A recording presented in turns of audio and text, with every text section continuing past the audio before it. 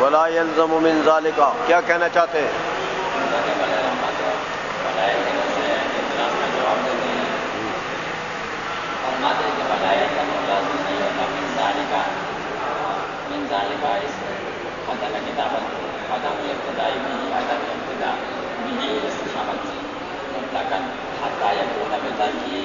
ہو جائے اس کے ساتھ سے جائز ہے کہ اس کا اتیان بالحمد عمل سے من غیر ان یجعل وجودا، اس کے علاوہ جو اس نے نہیں بنایا وجود الحمدللہ کو من کتابی اپنے کتاب سے، یا ولا یلزم پر اعتراض وارد ہوتا ہے، ولا يلزم پر نہیں ہوتا، لا يلزم سے جواب دیتے ہیں، لا یلزم سے جواب اعتراض کیا وارد ہوتا ہے؟ اعتراض یہ وارد ہوتا ہے کہ مصنف علیہ الرحمۃ نے مضمن لنفسی مجلس مشہور کو چھوڑا اور الحمدللہ نہیں لایا، اس سے صحیح کرو، حضمن لنفسی ہی حدیث مشہور کو چھوڑ کر کیا مطلب ہے؟ مصنف علیہ الرحمۃ نے الحمدللہ نہیں لایا، بھائی مصنف نے یہ کہا پہلے کہ حمد کو کیوں چھوڑا؟ حضمن لنفسی، تو حضمن لنفسی سے تو یا تو سوال کیا ہو گیا؟ سوال یہ ہے کہ تم حضمن لنفسی ہی تو کرتے ہو، کسر نفسی تو کرتے ہو، لیکن کسر نفسی کی وجہ سے تو تمہارا بیڑا غرق ہو گیا، حدیث کو چھوڑ دیا، حدیث کو، تو کسر نفسی کرنا زیادہ ضروری ہے کہ حدیث پر عمل کرنا زیادہ ضروری ہے؟ یہ سوال ہوتا ہے، ہاں، تو تمہاری کسر نفسی کی وجہ سے تو حدیث متروک ہو گئی، حدیث متروک ہو گئی، حدیث کیا ہے؟ حدیث ہے کہ کل امر ذی بال لم یبدا بحمد اللہ فهو اخطا، چلو ٹھیک ہے، تو اس حدیث کے اوپر عمل نہ ہوا تو تمہاری کسر نفسی ضروری ہے کہ حدیث پر عمل ضروری ہے؟ حدیث کا عمل ضروری ہے، یہ سوال ہوا ہے، جواب دیتے ہیں کیا؟ تو اس کا جواب یہ ہے کہ حدیث میں ابتدا مطلب ذکر ہوا ہے، ابتدا قول سے ہو، لسان سے ہو یا جنان سے ہو، ہاں، اور یہاں یعنی حدیث میں لفظ کون سا ہے؟ کل امر ذی بال لم یبدا، لم یبدا، یہ ابتدا کا لفظ ہے، جس کی ابتدا نہ ہو حمد سے تو وہ اقطع، تو اب ابتدا کی کتنی قسمیں ہیں؟ ابتدا کی 3 قسمیں ہیں، ہاں، کون کون سی؟ ابتدا کتابت سے، ابتدا لسان سے، اور ابتدا قلب سے، ہاں، قلب سے، چلو، مصنف علیہ الرحمۃ نے کتابت سے الحمدللہ نہیں لایا، تو اس سے یہ لازم نہیں کہ مصنف نے زبان سے یا مصنف نے دل سے، کہ مطلقاً حمد ترک ہو گیا، یہ لازم نہیں آتا، خاص کے ترک سے عام کا ترک لازم نہیں آتا، لازم نہیں ہے، تو کتابت میں ترک ہو گیا نا، تو کیا کتابت کے ترک سے یہ لازم آ جائے گا کہ مطلقاً حمد ترک ہو گیا؟ نہیں، ممکن ہے اس نے زبان سے پڑھ لیا الحمدللہ رب العالمین اور پھر جو شروع کر دیا، یا دل میں اس کی حمد آئی ہو، چلو ولا یلزم لازم نہیں ہوتا من ذالک، یہ سوال کا جواب دے دیا، ہاں، ولا یلزم لازم نہیں ہونا من ذالک، اس عدم کتابت سے عدم الابتدائی بھی، عدم ابتدا بھی حمد سے مطلقاً ہاں، لا یکون بترکی، کہ ہو جائے اس کے ترک سے اقطع بے برکت اس کا کتاب، یہ جواز اتیان ہی کہ جائز ہے کہ اس کا نے اتیان کیا ہو بالحمد حمد سے، حمد کا اتیان کیا ہو من غیر ان یجعلہ جزءا من کتابہ، اس کے غیر کہ اس نے اس کے بغیر کہ اس نے اپنی کتاب کا جز بنایا ہو، اس کو کتاب کے جز بنانے کے بغیر اس نے حمد پر اتیان کیا ہو، وہ 2 طریقے تو اور بھی ہیں نا، سمجھ آ رہی ہے آپ کو؟ یہ ایک سوال کا جواب دے دیا علامہ جامی رحمۃ اللہ علیہ نے، تو اس لیے حضمن لنفسہ سے ترک حمد یعنی ترک حدیث تو لازم نہیں ہے. حدم لنفسی ہی بھی ہو گیا، کسر نفسی بھی ہو گئی، حدیث پر عمل بھی ہو گیا، دونوں کام ہو گئے. آئی سمجھ میں؟ اچھا آگے.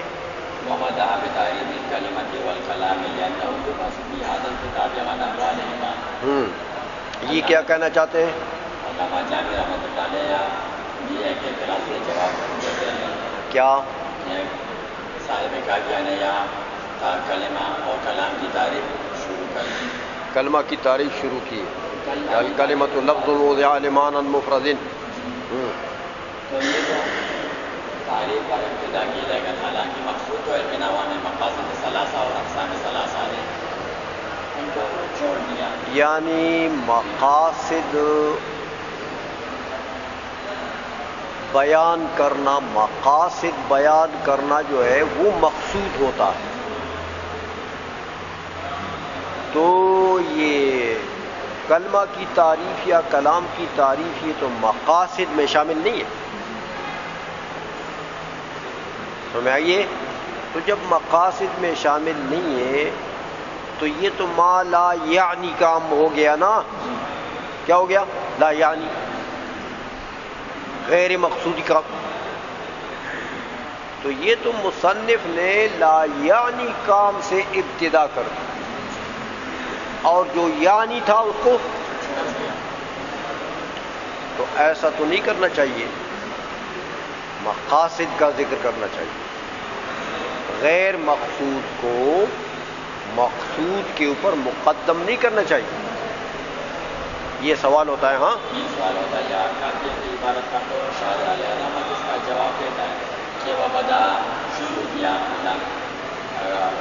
ابن حاجب صاحب نے تعریف کلمت تعریف کلمہ والکلام اور کلام یہ انه یبحث فی هذا الکتاب، کیونکہ بحث ہوتا ہے فی هذا الکتاب، اس کتاب میں عن احوال امام کلمہ اور کلام کے احوال سے.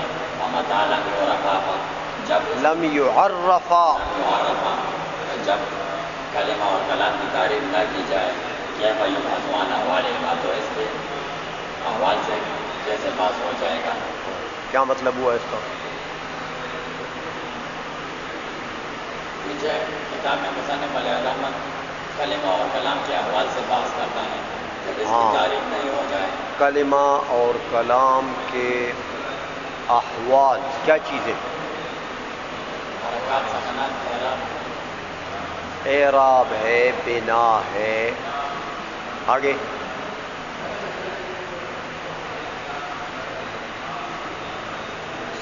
بھائی یہ کلمہ جو ہے یہ مفردہ ہے، یہ مرکب ہے. پھر مرکب کی کتنی قسمیں ہیں، پھر یہ معرب ہے کہ مبنی ہے. ہمیں آئیے یہ ساری کیا چیزیں؟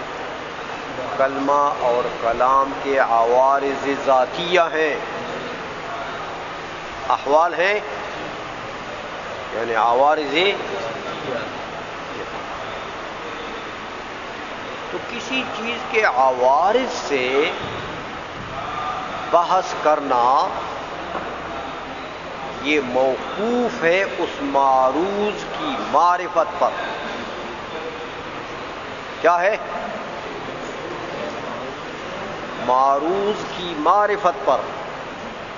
عوارض کا مرتبہ تو ذات کے مرتبے کے بعد ہوتا ہے. تو پہلے تو اس چیز کی ذات کو پہچانو گے تو اس کے بعد اس کے عوارض کا مرتبہ آئے گا. عوارض کو پہچانو گے یا عوارض کو ثابت کرو گے اس کے. تو اگر چیز کی ذات کو نہیں پہچانتے ہو تو عوارض کس کے لیے ثابت کر رہے ہو؟ تو معرفت معروض یہ مقدم ہے، موقوف علیہ ہے. کس کے لیے؟ بحث احوال کے لیے، بحث عن العوارض ذاتیہ کے لیے. معروض کی معرفت کیا ہے؟ موقوف علیہ ہے. تو میاں موقوف علیہ مقدم نہیں ہوتا موقوف سے. اس لیے یہاں انہوں نے یہ تعریف مقدم کی. سمجھ میں آ گئی ہے؟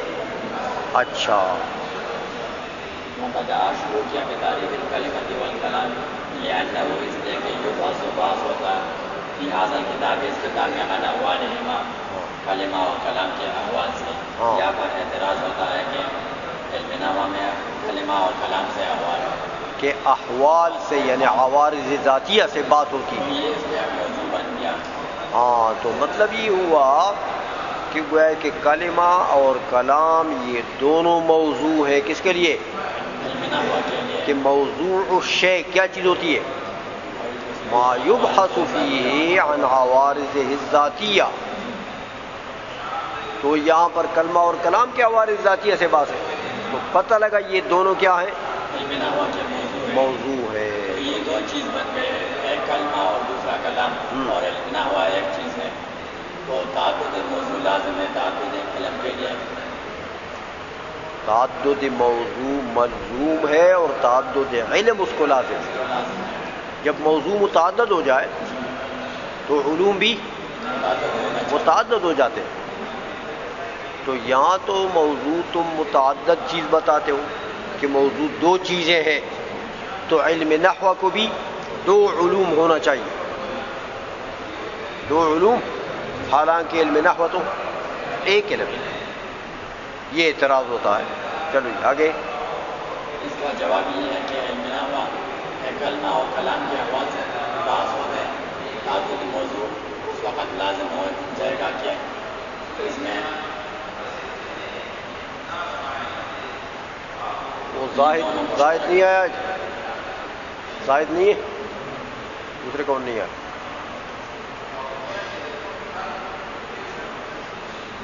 اس وقت تعدد موضوع لازم ہے تعدد علم کے لیے کہ اس میں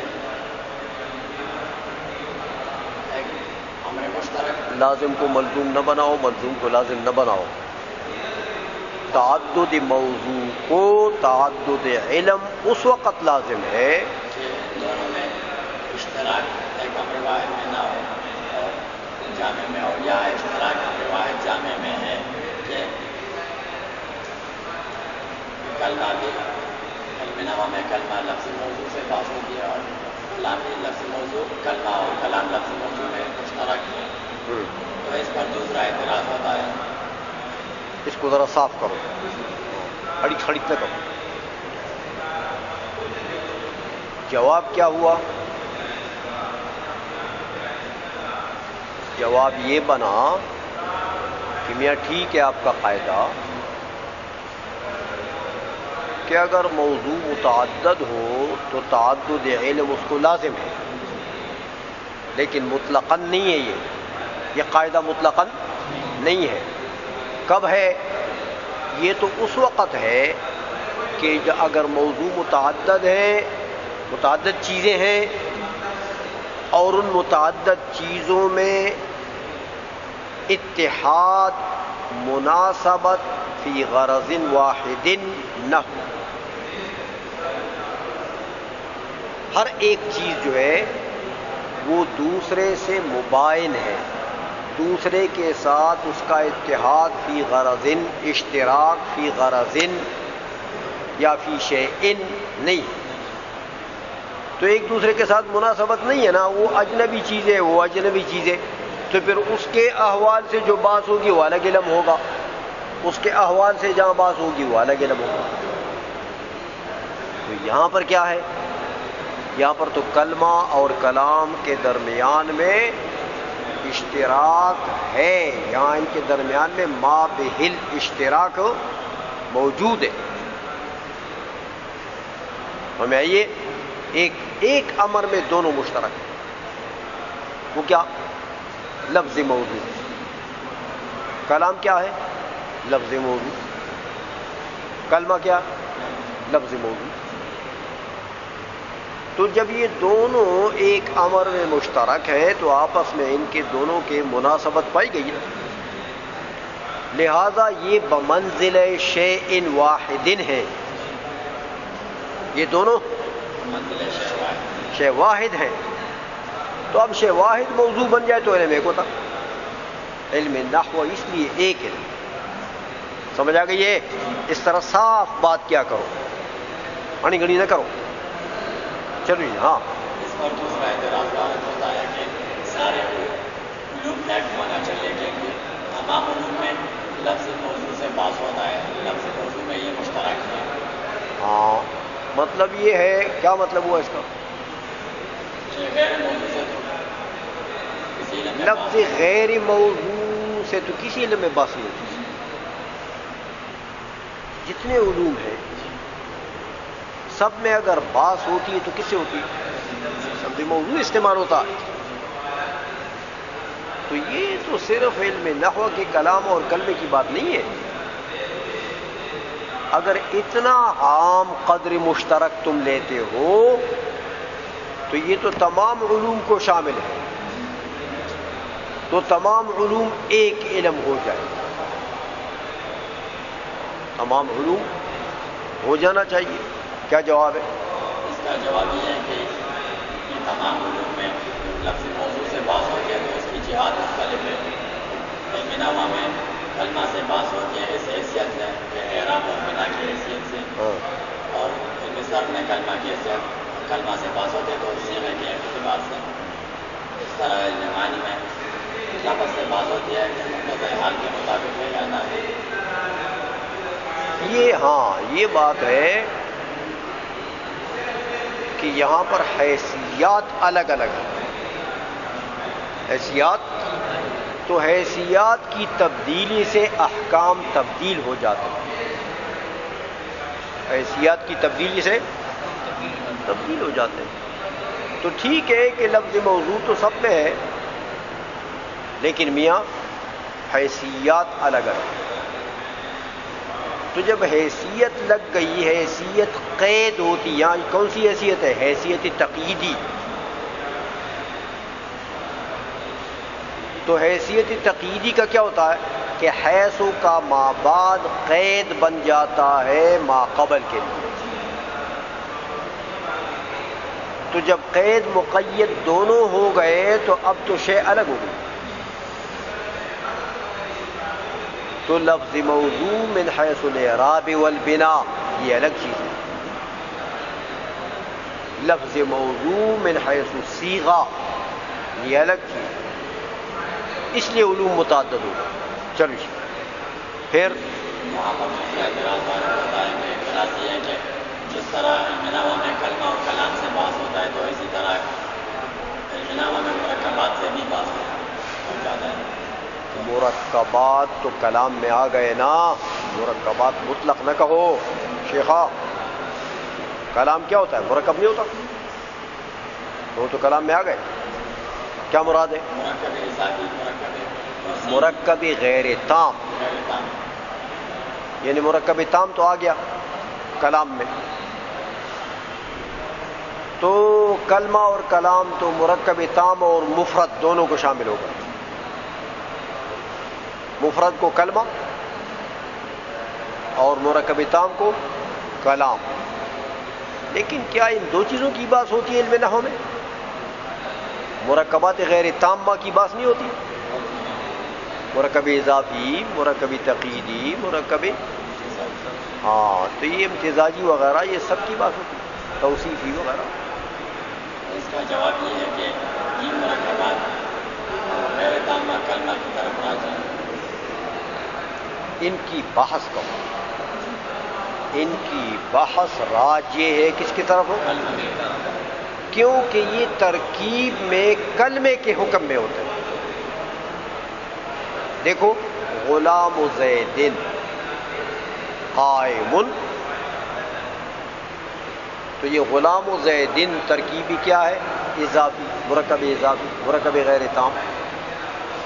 لیکن مضاف مضاف الیہ دونوں ملا کر کیا بن گیا؟ مبتدا. تو ایک کلمہ نہیں بنا. تو یہ جو مرکبات غیر تامہ ہیں یہ حکماً کیا ہیں؟ کلمات ہیں. تو یہ کلمات کے کلمہ کے اندر یہ آ گئی ہے. چلو آگے شاباش شیخا. یہاں پر اعتراض ہوتا ہے کہ بعض کلمہ اور کلام مرغوب ہو گیا اس کی معرفت پر, تو معرفت یا من کل الوجوہ ہوگا یا معرفت من وجہ ما ہوگا؟ معرفت کلمہ اور کلام یہ موقوف علیہ بن گیا کس کے لیے؟ ان کے احوال کے اعتبار بحث عن الاحوال کے لیے. تو یہ جو معرفت ہے کلمہ اور کلام کی جو موقوف علیہ ہے، اس سے کون سی معرفت مراد ہے؟ یا معرفت من کل الوجوہ پر بحث موقوف ہوگی، یا معرفت من وجہن پر. کسی ایک وجہ سے اگر معلوم ہو جائے تو بس کافی ہے بحث کے لیے. یہ دو قسمیں ہیں نا معرفت کی. ہاں تو یہاں کون سی قسم مراد ہے کہتے ہیں؟ چلو جی. اگر معرفت من کل الوجوہ مراد لیتے ہیں تو یہ حاصل ہوتا ہے تعریف جامع معنی سے. ہاں تعریف جامع معنی سے. لیکن اکثر اوقات ایک چیز ایک مرئی ایک چیز سے باز ہوتی ہے بعید سے، اور اس کے اکثر اوقات بہت سی چیزوں سے باس ہوتی ہیں لیکن ان کی معرفت من کل الوجوہ حاصل نہیں ہے، یعنی ان کی تعریف جامع معنی نہیں ہوئی ہے اور ان سے باس ہوتی ہے. تو پتہ لگا کہ معرفت من کل الوجوہ کے اوپر تو باس موقوف نہیں ہے. چلو جی آگے. اور اگر معرفت وجہ ما مراد تو یہ ٹھیک ہے لیکن تقریب غیر تام ہے. ہاں کیسے؟ تقریب اس کو کہتے ہیں کہ شاباش. دلیل کو ایسے طریقے پر بیان کرنا کہ وہ مستلزم و مطلوب کے لیے اس بات مطلوب اس کو لازم، یہ مستلزم ہو یعنی یہ ملزوم ہو، اور ثبوت مطلوب اس کو لازم، اس کو کہتے ہیں تقریب. آگے. اس کا جواب یہ ہے کہ ہاں سوال کی وضاحت کرو، تقریب کیسے تام نہیں ہے؟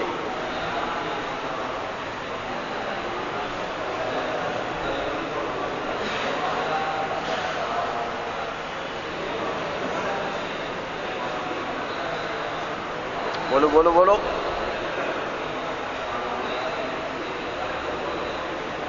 شاباش.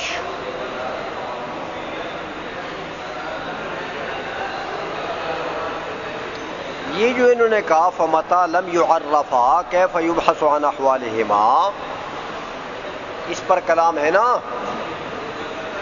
جب تک ان کو پہچانا نہ جائے باس کیسے ہو؟ تو اب پہچان کی تو دو قسمیں ہو گئی، من وجہن یا من کل الوجوہ. کل الوجوہ سے تو پر موقوف نہیں، کیونکہ بہت سی چیزیں ایسی ہیں کہ ان کی باتیں ہوتی ہیں اور ان کی معرفت من کل الوجوہ حاصل نہیں ہوتی، کہ ان کی جامع معنی تعریف پہلے نہیں ہوئی ہوتی. اور اگر من وجہن لیتے ہو تو تقریب تام نہیں ہے. تقریب تام نہ ہونے کیا مطلب ہے؟ کہ تم دلیل ذکر کرتے ہو تعریف جامع معنی کے لیے، وجہ ذکر کرتے ہو کس کے لیے؟ کہ تعریف جامع معنی ہونا ضروری ہے.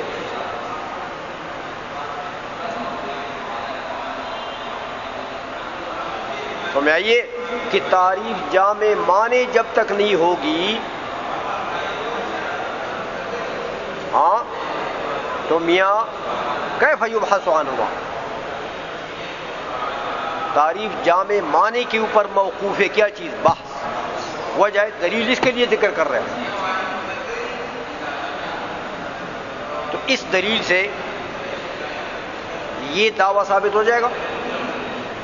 وہ من وجہن معرفت جب کافی ہے تو پھر من وجہن معرفت کے لیے دلیل ذکر کرنا چاہیے.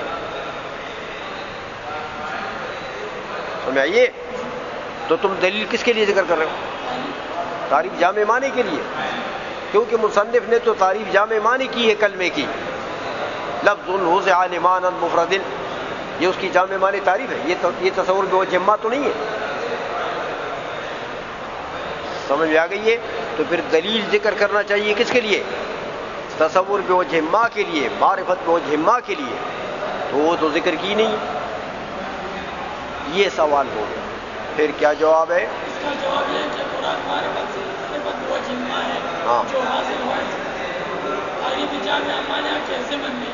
ہاں مقصد تو یہ ہے کہ یار موقوف علیہ جو ہے بحث کے لیے وہ کون سی معرفت ہے؟ بے وجہ ما. یہ موقوف علیہ. اب تم کہو گے یہ تو لمبا چوڑا قصہ جو ذکر کیا تم نے. ماتن نے جو کلمہ کی تعریف وہ خود تو جامع معنی کی ہے، بے وجہ ما تو نہیں کی ہے. تو اس کا جواب یہ کہ یار تعریف بے وجہ ما جو ہے یہ عام ہے. معرفت بے وجہ ما کیا ہے؟ عام ہے. دیکھو نا بعض چیزیں کابلی نے یا باسوری نے ذکر نہیں کی ہوں گی، لیکن وہاں ذرا تم اپنا کھوپری بھی استعمال کرو کہ یہ بے وجہ ما کیا ہے؟ عام. جامع معنی تعریف کیا ہے؟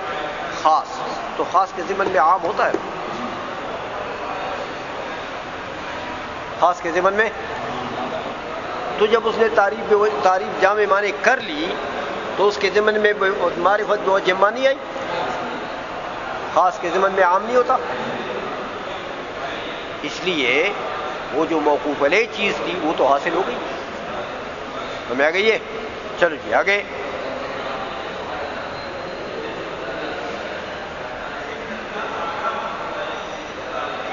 ہو گیا.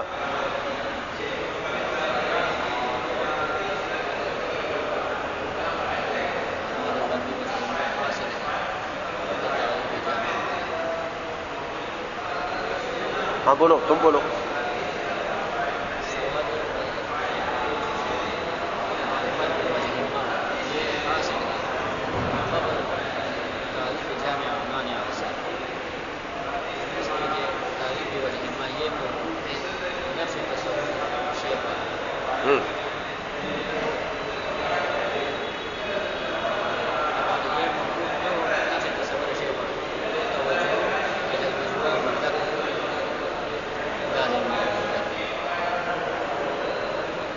پھر پوری بات کرو یار، صاف بات نہیں کر سکتے ہو.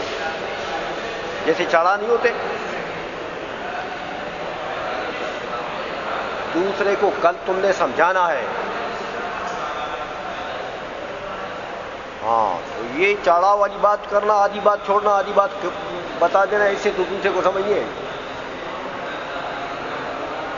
بات پوری کرو. کیا پختو بنا ہوا ہے؟ ہاں ہاں. یوں کہو کہ میاں یہ تصور بے وجہ ما جو ہے یہ تو موقوف نہیں ہے تعریف جامع معنی پر. یہ تو جامع معنی تعریف کے بغیر بھی تصور بے وجہ ما کسی چیز کا یعنی معرف کا انسان کو حاصل ہوتا. تو معرفت بے وجہ ما تو تعریف کرنے سے پہلے حاصل ہوتی ہے، جامع معنی تعریف بعد میں ہوتی ہے. جامع معنی تعریف ہو پہلے کیا ہوتا ہے؟ تصور بے وجہ ما. معرف کا تصور بے وجہ ما پہلے حاصل ہوتا ہے اور جامع معنی تعریف ہو بعد میں ہوتی ہے. کیوں؟ کہ اگر معرف کا تصور بے وجہ ما پہلے حاصل نہیں ہے اور تم اس کی جامع معنی تعریف کرتے ہو تو توجہ لازم آ گئی کس کی طرف؟ مجہول مطلق کی طرف. وہ تو مجہول مطلق ہے. جب تم اس کی جامع معنی تعریف کرنا چاہتے ہو نا تو اس کی طرف توجہ دے رہے ہو نا، تو وہ تو مجہول مطلق ہے. توجہ کس کی طرف دے رہے ہو؟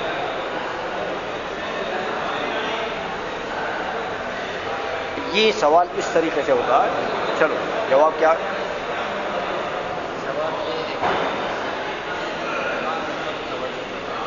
ہاں ہاں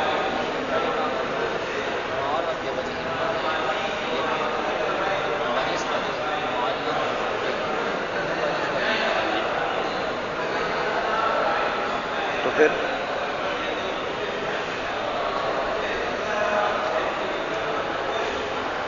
میاں اس بیچارے نے یہ کہا کہ ٹھیک ہے میں مانتا ہوں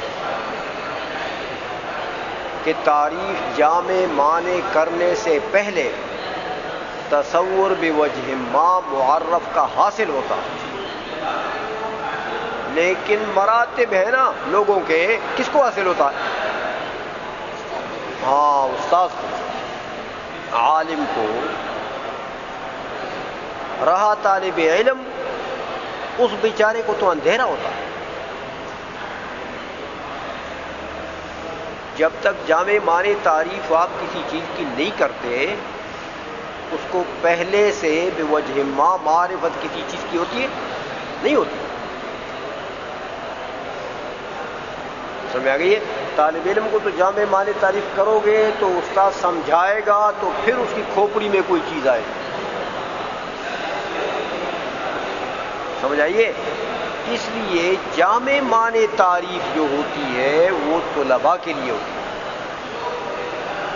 تاکہ طالب علموں کو بھی معرف کی معرفت حاصل ہو جائے، اور علماء کے لیے، مدرسین کے لیے اس کی ضرورت نہیں ہوتی، اس کے لیے تو وہ تصور بے وجہ ما بھی کافی ہے، اور وہ تو ہمیشہ اس کو جانتے ہیں۔ ہاں آگے پھر کچھ ہے؟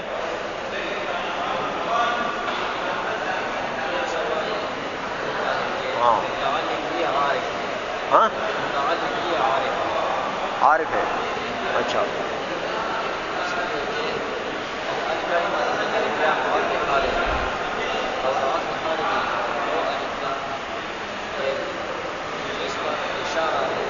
جس سے اشارہ ہو معہود چیز کی طرف،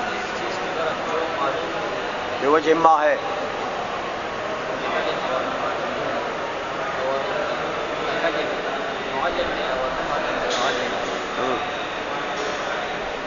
پھر